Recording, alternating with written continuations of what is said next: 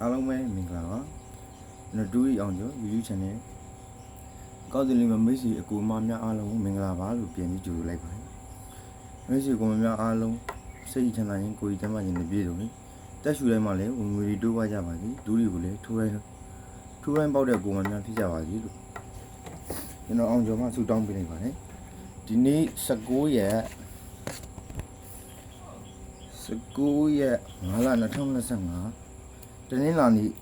မနက်ပိုင်းမှာထွက်မဲ့ကဏ္ဍကိုကျွန်တော်လာရောက်မြဝေပြရပဲဖြစ်ပါတယ်ကဏ္ဍဗီဒီယိုလေးမရှိအောင်ကဏ္ဍမဲ့တစ်ခါလေးဒါလေးခေါ်ပြလိုက်နော်ကျွန်တော်တို့ပတိအနေနဲ့ကတော့ခွန်ပတိ၄ပတိပါပတိအနေနဲ့ကခွန်ပတိ၄ပတိပါပရိတ်တစ်ခုရထားပါတယ်ပရိတ်ကတော့တစ်ပရိတ်ပါခင်ဗျာပရိတ်ကတော့တစ်ပရိတ်ပါရပြီဆိုတော့ခွန်နဲ့တင်ခွန်လေးပြောပြမယ်နော်ခွန်နဲ့တင်ခွန်လေးက90ခွန်2ခွန်5ခွန်3 90ခွန်2ခွန်5ခွန်3ဖြစ်ပါတယ်ခွန်နဲ့တင်ခွန်လေးက90ခွန်2ခွန်5ခွန်3လေးနဲ့တင်ခွန်လေးပြောပြပါမယ်လေးနဲ့တင်ခွန်လေးက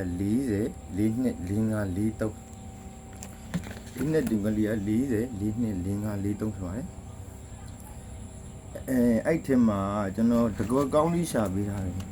ကိုမကြီးကြိုက်တော့ထိုးပါဗျာတကွက်ကောင်းတော့ထွက်ပြီးသားကန်ခွန်လေးပဲဖြစ်တယ်တစ်ပရိတ်နဲ့ခွန်လေးအကြိုက်ဆုံးပဲကိုမကြီးကြိုက်တော့တင်ထိုးပါဗျာတစ်ပရိတ်နဲ့ခွန်လေးတကွက်ကောင်းရွေးချယ်ပြီးထားပါတယ်ကဲချိန်နဲ့နောက်ကျနေပြီဖြစ်လို့ကိုမကြီးအားလုံး